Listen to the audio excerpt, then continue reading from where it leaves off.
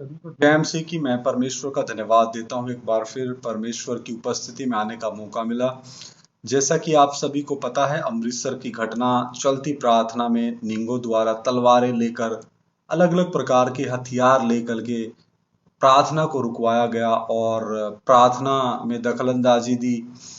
इसके संबंध में क्या करना चाहिए था वहां के अगुओं को और क्या नहीं करना चाहिए था, वो वचन से हम सीखेंगे। परमेश्वर का वचन क्या तालीम देता है, क्या शिक्षा देता है, किन के लिए? जितनों ने प्रभु यीशु मसीह को अपना प्रभु और मुक्तिदाता और उद्धारकर्ता करके ग्रहण किया है। आइए सरों को झुकाएं, आंखें बंद करें, प्रार्थना करें। महान जीवते परमेश्वर, जो निंगो ने हमला किया था चलती प्रार्थना में, उसके द्वारा आप हमें वचन के द्वारा क्या सिखाना चाहते हैं? निंग भाइयों के लिए क्या संदेश है और वहां के अगुओं के लिए, जूनियर सेवकों के लिए, विश्वासियों के लिए क्या संदेश आप देना चाहते हैं? अपनी तीसरे स्वर्ग की स्वर्गीय इच्छा को आप प्रकट करके दें।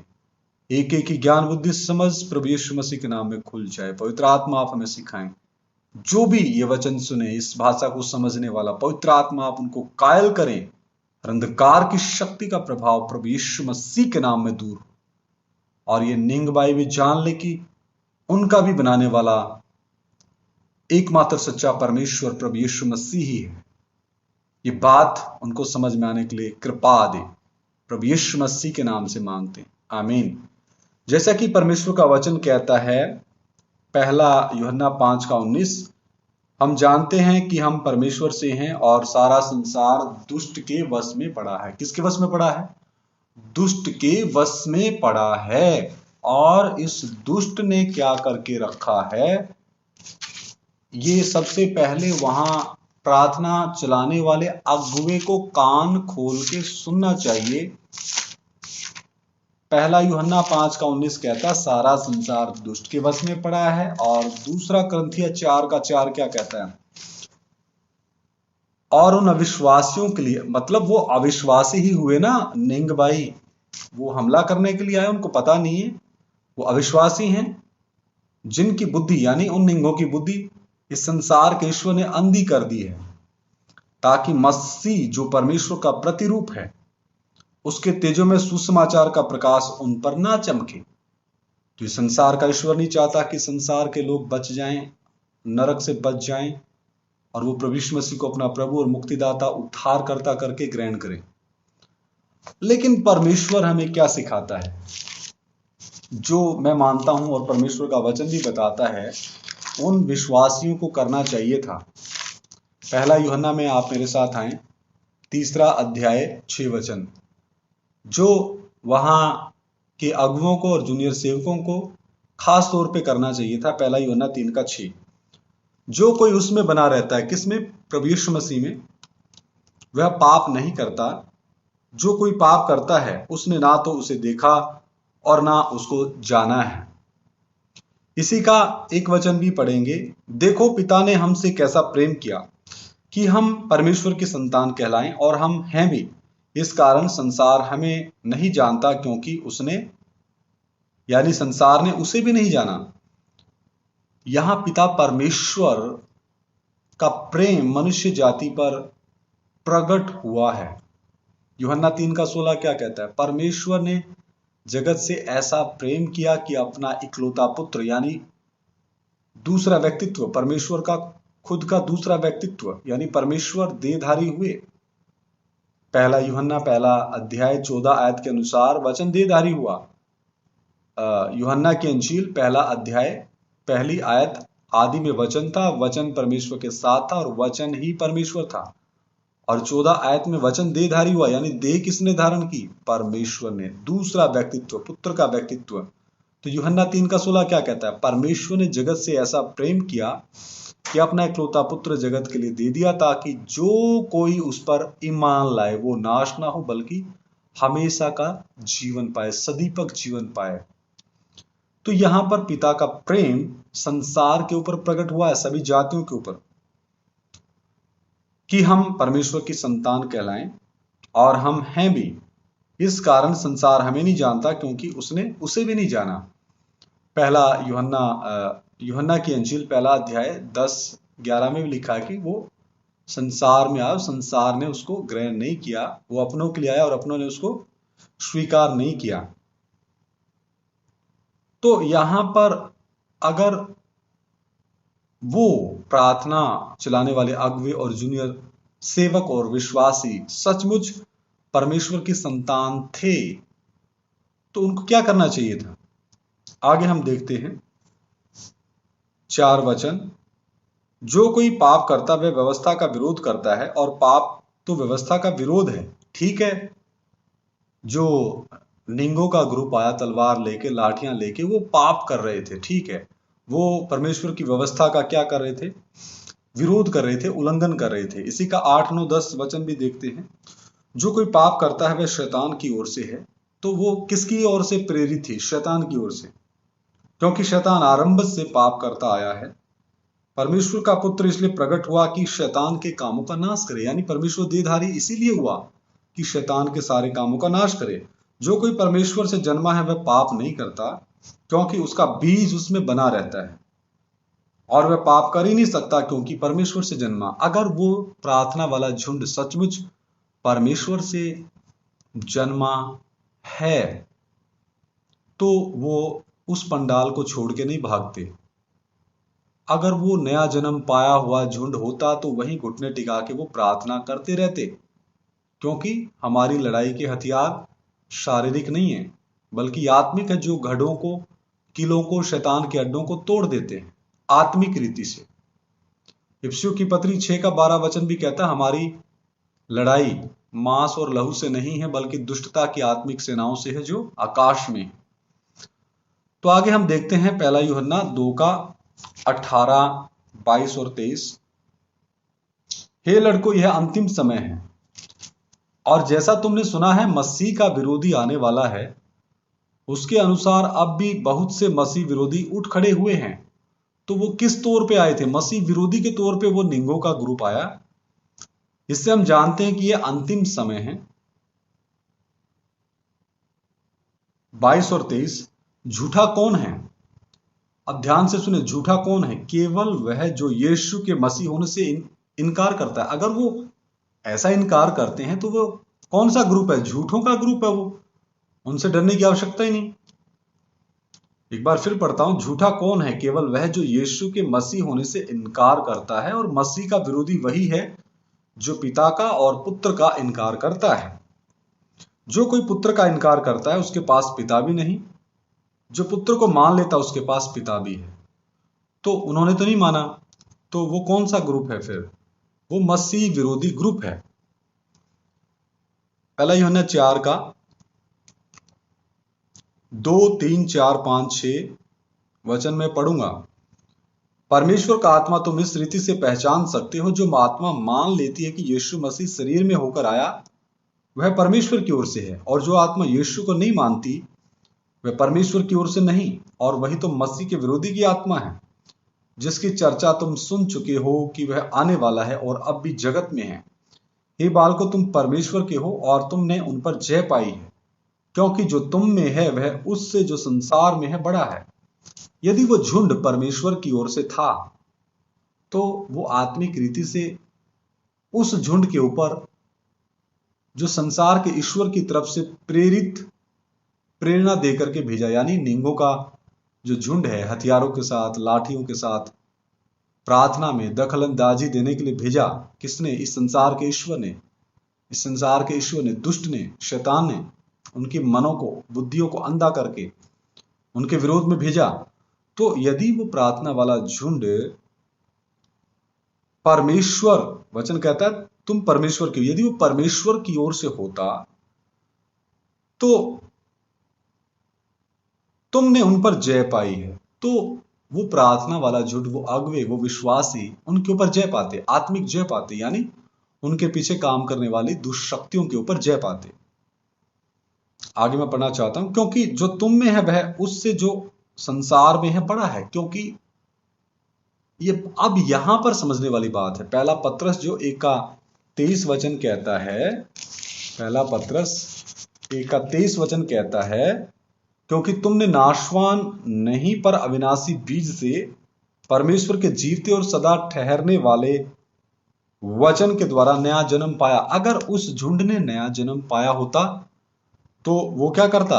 वो ये वचन के अनुसार दावा करता कि जो हमारे अंदर आया है, यानी परमेश्वर का विनाशी बीज, यानी वो पवित्र आत्मा परमेश्वर के वचन का बीज हमारे अंदर लाया है और हमारे अंदर एक भीतरी मनुष्यत्व उत्पन्न हुआ है जो परमेश्वर के स्वरूप और समानता में सृजा गया है।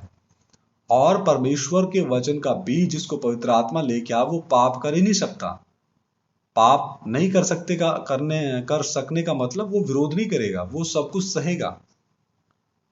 यहां पर लिखा जो तुम में है वह उससे जो संसार में है बड़ा है, यानी संसार की तरफ से प्रेरणा पाए हुए लोगों का झुंड जब उनके बीच में आया तो यदि असल में उनका नए सिरे से जन्म हुआ होता तो वो घुटनों पे वहीं बैठे बैठे प्रार्थना करते, आखिरी सांस तक वफादार रहते। भगोड़ा होने का तो कोई मतलब ही नहीं। आगे हम देखते हैं वचन में 8 वचन भी इसी का। अभी मैंने 4 तक पढ़ा, पहला यूहन्ना 4 का 2, 3, 4। अभी मैं 5 वचन और 6 वचन पढ़ूंगा। वे संसार के हैं कौन? जिन्होंने हमला किया किन के ऊपर? प्रार्थना में जो बैठे विश्वासियों के ऊपर। इस कारण वे संसार की बातें बोलते हैं और संसार उनकी सुनता है। अब ध्यान से सुनो, नामधारी ईसाई होने से काम नहीं चलेगा। परमेश्वर का जो नमूना आपके जीवनों से दिखना चाहिए, मसीह यीशु प्रभु यीशु मसीह जो आपके जीवनों के द्वारा दिखना चाहिए, वो दिखा नहीं। उनको क्या दिखना चाहिए?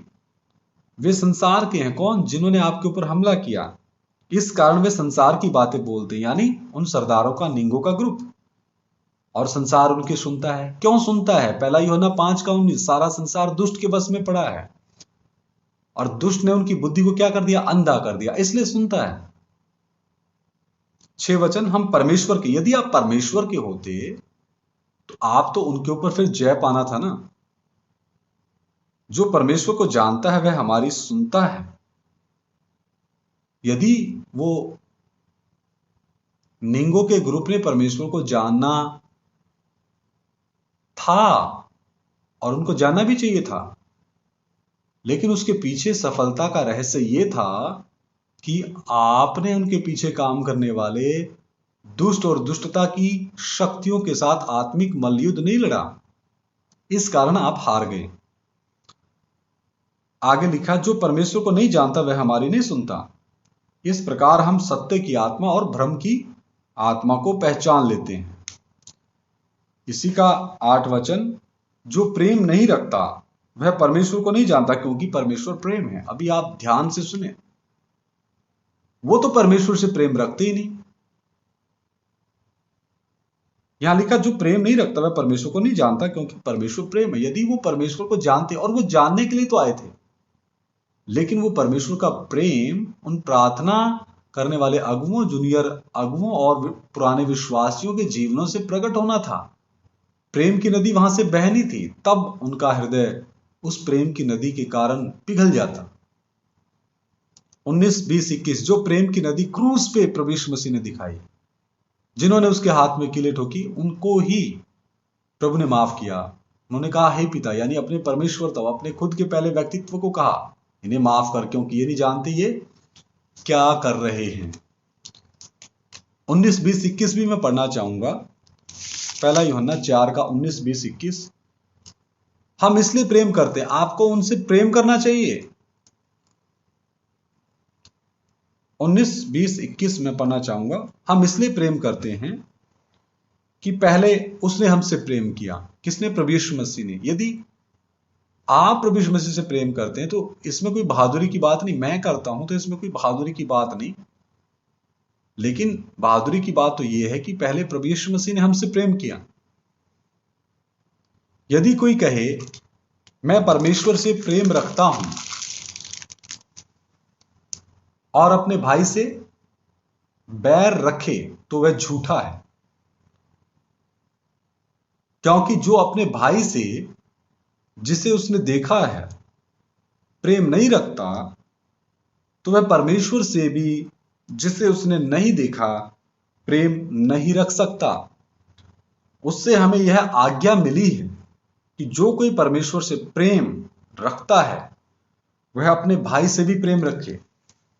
तो क्या वो थोड़ी देर के लिए विरोध करने आए, क्या वो आपके दुश्मन बन गए? और ठीक है, थोड़ी देर के लिए मान लिया वो आपके दुश्मन बन गए, तो प्रभु यीशु मसीह मत्ती की अंजील में कहता है अपने दुश्मनों से, अपने शत्रुओं से प्रेम रखो, अपने सताने वालों के लिए प्रार्थना करो। तो वो तो आपने किया नहीं, उल्टा आपने क्या किया? उनके ऊपर पर्चे कटवा दिए, उनको जेल में डलवाने की तरफ आप बढ़े, प्रशासन से मदद मांगी, पुलिस से मदद मांगी। आप न्याय किससे मांग रहे हैं? संसार के हाकिमों से। और सारा संसार किसके वश में पड़ा? दुष्ट के वश में पड़ा है। तो आप किस दिशा में जा रहे हैं? खुले रास्ते में। आपको उनसे प्रेम करना चाहिए था। आगे हम पढ़ते हैं 1 यूहन्ना 5 का 11-12 वचन। और वह गवाही यह है कि परमेश्वर ने हमें अनंत जीवन दिया है, और यह जीवन उसके पुत्र में है। जिसके पास पुत्र है उसके पास जीवन है, और जिसके पास परमेश्वर का पुत्र नहीं उसके पास जीवन भी नहीं। तो जो प्रभु यीशु मसीह क्रूस पे अपने विरोधियों को माफ किया, वो कहता है कि अपने दुश्मनों को, अपने विरोधियों को क्षमा करो, माफ करो, लेकिन आपने नहीं किया।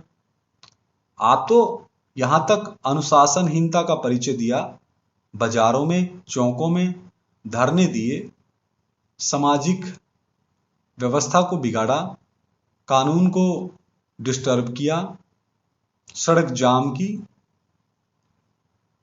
आप खुले रास्ते पे चल पड़े, तंग रास्ता आपने छोड़ दिया। तंग रास्ते की शुरुआत वहीं होनी थी जब उन्होंने हमला किया। सभी घुटने टिका के वहां प्रार्थना करते रहते, इवन अगुवे भी। 14-15 वचन, 1 यूहन्ना 5 का 14 और 15। और हमें उसके सामने जो हियाव होता है, यानी परमेश्वर के सामने, वह यह है कि यदि हम उसकी इच्छा के अनुसार कुछ मांगते हैं तो वह हमारी सुनता है। तो आपने क्यों नहीं मांगा कि प्रभु ये जो विरोधी के तौर पे हमारे भाई आए हैं, इनकी बुद्धि आप खोल दो? आपने तो मांगा नहीं। जब हम जानते हैं कि जो कुछ हम मांगते हैं वह हमारी सुनता है, तो यह भी जानते हैं कि जो कुछ हमने उससे मांगा वह पाया है। तो फिर विरोधियों के ऊपर पर्चे क्यों करवाते हो? और प्रभु यीशु मसीह ने पहले ही कह दिया था। यूहन्ना की अंजील में भी आप आइए, यूहन्ना की अंजील, सही नमूना ना देने के कारण विरोधियों की भीड़ बढ़ती जा रही है। सही नमूना नहीं दिया। प्रभु यीशु मसीह ने पहले ही कहा था, यूहन्ना 15 अध्याय 18 से 21, यदि संसार तुमसे बैर रखता है तो तुम जानते हो कि उसने तुमसे पहले मुझसे बैर रखा। यदि तुम संसार के होते तो संसार अपनों से प्रेम रखता, परंतु इस कारण कि तुम संसार के नहीं वरन मैंने तुम्हें संसार में से चुन लिया है, इसलिए संसार तुमसे बैर रखता है। जो बातें मैंने तुमसे कही थी, दास अपने स्वामी से बड़ा नहीं होता, उसको याद रखो। यदि उन्होंने मुझे सताया तो तुम्हें भी सताएंगे। कान खोलकर सुन लो। मुझे तो लगता है उस प्रार्थना सभा में अगुवे ने ये वचन कलीसिया के लोगों को नहीं बताए। प्रभु यीशु मसीह कहता है उन्होंने मुझे सताया तो तुम्हें भी सताएंगे, इसमें कौन सी बड़ी बात है? यदि उन्होंने मेरी बात मानी तो तुम्हारी भी मानेंगे, परंतु यह सब कुछ वे मेरे नाम के कारण तुम्हारे साथ करेंगे, क्योंकि वे मेरे भेजने वाले को नहीं जानते, यानी मेरे खुद के पहले व्यक्तित्व पिता परमेश्वर, मेरे संपूर्ण परमेश्वर तब को वो नहीं जानते। अब बताओ आपके पास कौन सी बाइबल है? फिर बोलते हैं जी सिख कौम, निंग कौम हमारे विरोधी बन गए। आपने सच्चे प्रभु यीशु मसीह के प्रेम को, असली प्रभु यीशु मसीह के प्रेम को प्रकट करके नहीं दिया।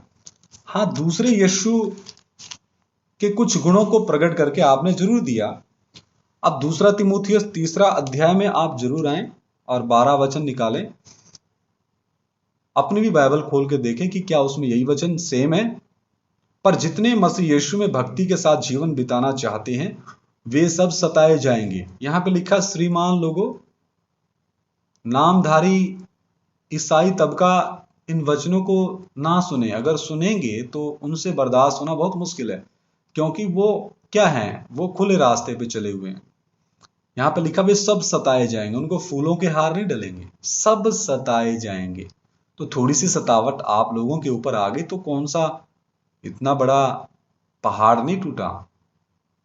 सतावट आई तो आप सभी का कर्तव्य था वहीं घुटने टिका करके उन सभी के लिए प्रार्थना करना, भगोड़े होना नहीं, विरोध करना नहीं, पर्चे करना नहीं, पुलिस को एफआईआर लिखवाना नहीं, पूरे पंजाब में और पूरे भारतवर्ष में अपने ही ग्रुप के लोगों को इकट्ठा करके पूरे भारतवर्ष की कानूनन व्यवस्था को तितर बितर करना नहीं, सामाजिक अनुशासन को भंग करना नहीं, लोगों को परेशान करना नहीं, ये आपका कर्तव्य नहीं था।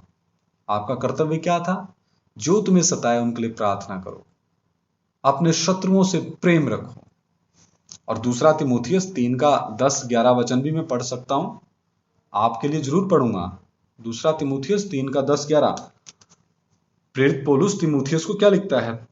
परंतु तूने, यानी हे तिमोथियस, तूने उपदेश में मेरी मदद की, चाल चलन तूने मेरे जैसा चला, मनसा, विश्वास, सहनशीलता, प्रेम, धीरज और सताए जाने। ध्यान रखना, प्रेरित पौलुस के साथ तिमोथियस भी सताया गया और दुख उठाने में मेरा साथ दिया। किसका साथ दिया? प्रेरित पौलुस का। और ऐसे दुखों में भी जो अंताकिया और इकुनियुम और लुस्रा में मुझ पर पड़े थे, और अन्य दुखों में भी जो मैंने उठाए हैं, परंतु प्रभु ने मुझे उन सब से छुड़ा लिया। तो प्रेरित पौलुस जब परमेश्वर की मनसा को, मर्जी को पूरा कर रहा है तो उसको छुड़ा भी परमेश्वर रहा है। ध्यान रखना, कान खोल के सुन लो, जिसके कान हो। आत्मा कलीसियाओं से क्या कहता है? प्रेरित पौलुस किसकी खिदमत में था? प्रभु यीशु मसीह की। और प्रभु यीशु मसीह के नाम के कारण वो दुख उठाता था, कष्ट उठाता था, और उसके साथ तिमोथियस भी साथ देता था। और उनको उन कष्टों से निकालता भी कौन था? परमेश्वर, प्रभु यीशु मसीह। और यहां पे लिखा है, परंतु प्रभु ने मुझे उन सब से छुड़ा लिया। तो आप तो पुलिस से मदद मांग रहे हो छुड़ाए जाने की, डेप्यूटी कमिश्नर से मदद मांग रहे हो छुड़ाए जाने की, एसएसपी से मदद मांग रहे हो छुड़ाए जाने की, पर्चे दे रहे हो, इतना घबरा गए, इतने डर गए, पता नहीं कौन सी अग्नि मिसाइल का ब्लास्ट हो गया था वहां पे। अगर आप थोड़ी देर 5 मिनट भी वहां घुटने टिका के प्रार्थना करते कि हे प्रभु, इन मेरे भाइयों को, विरोधी भाइयों के मनों को बदल दो, तो नतीजा कुछ और होता, परिणाम कुछ और होता, और वो ऐतिहासिक परिणाम होता जो आप लोगों ने नहीं किया। तो आप तो संसार से मदद मांगते हो, प्रशासन से मदद मांगते हो, क्या तुम्हें स्वर्गदूत नहीं दिए गए? अब मेरे इस सवाल का उत्तर दें। इब्रानियों की पत्री तो स्पष्ट कहती है, इब्रानियों की पत्री 1 का 14 वचन। अब इससे भी आप मुकर नहीं सकते, भाग नहीं सकते, भागने दूंगा भी नहीं मैं, क्योंकि परमेश्वर का वचन के अंदर से पवित्र आत्मा के प्रकाशन के द्वारा आपके बीच में मैं बात कर रहा हूं।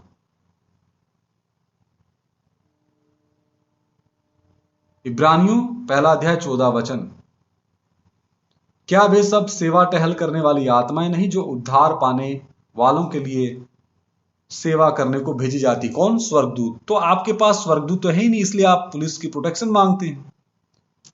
कुलुसियों की पत्री में भी आइए, 3 अध्याय का 8, 9, 10। कुलुसियों की पत्री 3 का 8, 9, 10। पर अब तुम भी इन सब को, अर्थात क्रोध को, रोष, वैरभाव, निंदा और मुंह से गालियां बकना, ये सब बातें छोड़ दो। एक दूसरे से झूठ मत बोलो, क्योंकि तुमने पुराने मनुष्यत्व को उसके कामों समेत उतार डाला है और नए मनुष्यत्व को पहन लिया है, जो अपने सृजनहार के स्वरूप के अनुसार ज्ञान प्राप्त करने के लिए नया बनता जाता है। यहां पर 2 मनुष्यत्व है, पुराना मनुष्यत्व और नया मनुष्यत्व। यदि आप विरोध करते हैं तो आप अभी भी पुराने मनुष्यत्व के गुलाम हैं, दास हैं। आपने नया मनुष्यत्व नहीं पहना, इसलिए आपके अंदर से क्रोध निकलता है, रोष निकलता है, वैर भाव निकलता है, निंदा निकलती, मुंह से गालियां बकना निकलता है कई बार तो। और एक तो ये स्टेटमेंट जो अगवे देते हैं, नामधारी अगवे, उनको ये नहीं पता हम मीडिया के सामने कैसे स्टेटमेंट देनी चाहिए।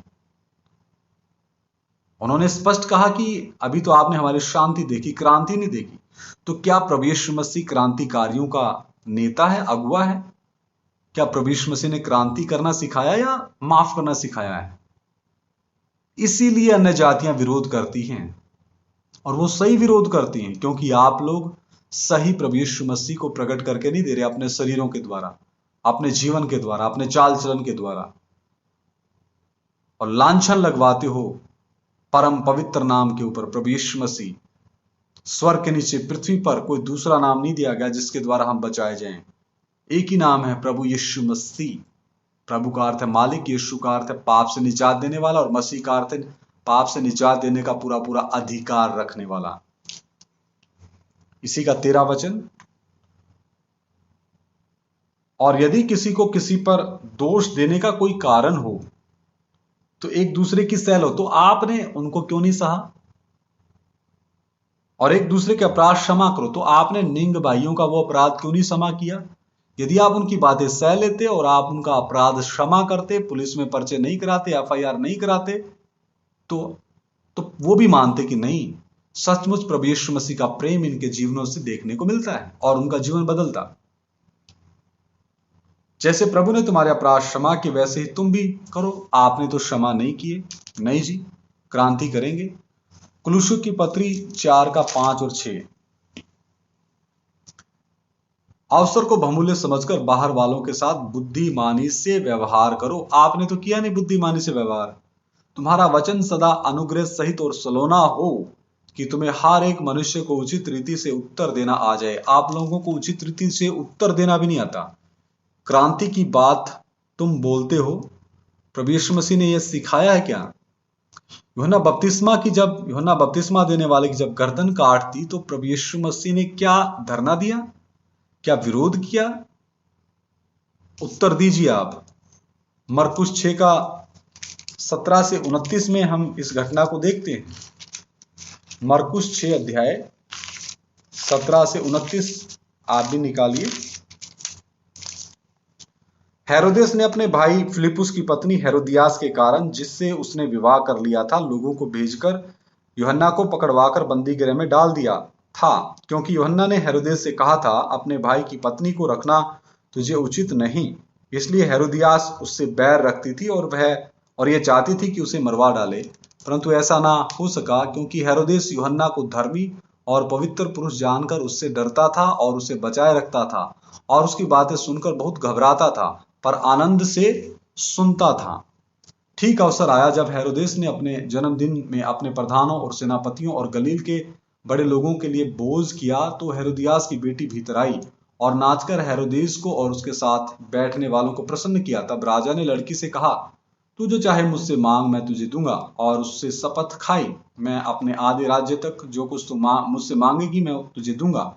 उसने बाहर जाकर अपनी माता से पूछा, मैं क्या मांगू? वह बोली, यूहन्ना बपतिस्मा देने वाले का सर। वह तुरंत राजा के पास भीतर आई और उससे विनती की, मैं चाहती हूँ कि तू अभी यूहन्ना बपतिस्मा देने वाले का सिर एक थाल में मुझे मंगवा दे। तब राजा बहुत उदास हुआ, परंतु अपनी शपथ के कारण और साथ बैठने वालों के कारण उसे टालना न चाहा। अतः राजा ने तुरंत एक सिपाही को आज्ञा देकर भेजा कि उसका सिर काट कर लाए। उसने जेलखाने में जाकर उसका सिर काटा और एक थाल में रखकर लाया और लड़की को दिया, और लड़की ने अपनी माँ को दिया। यह सुनकर यूहन्ना के चेले आए और उसके शव को ले गए और कब्र में रखा। नहीं, यूहन्ना के चेले आए और उन्होंने चौक पे धरना दिया, उन्होंने पुलिस में रिपोर्ट लिखाई, उन्होंने डिप्टी कमिश्नर को लेटर दिया, उन्होंने एक डेट निर्धारित की कि आइए इतनी फलानी तारीख को हम इकट्ठे होते हैं और प्रशासन को अस्त व्यस्त करते हैं, इनडिसिप्लिन फैलाते हैं, और हम प्रभु यीशु मसीह के क्रांतिकारी रूप को प्रकट करके देंगे। प्रभु यीशु मसीह ने तो कोई क्रांतिकारी रूप वचन में प्रकट करके दिया नहीं। उन्होंने तो शांति का रूप, माफी का रूप, क्षमा का रूप प्रकट करके दिया है। आगे मैं पढ़ना चाहूंगा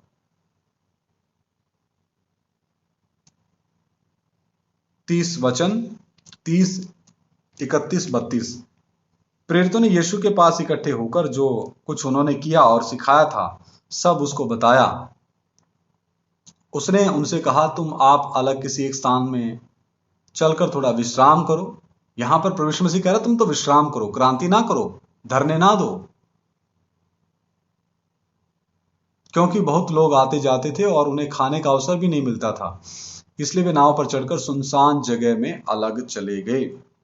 तो यहां पर प्रभु सुनसान जगह ढूंढा, किस लिए? प्रार्थना के लिए। आप लोग क्या ढूंढ रहे हैं? चौक चौराहे, विरोध करने वाली जगह। पूरे भारत में आप लोगों ने अव्यवस्था फैलाई, सच्चे प्रभु यीशु मसीह का नमूना आप लोगों ने नहीं दिया। फिर क्या फायदा है?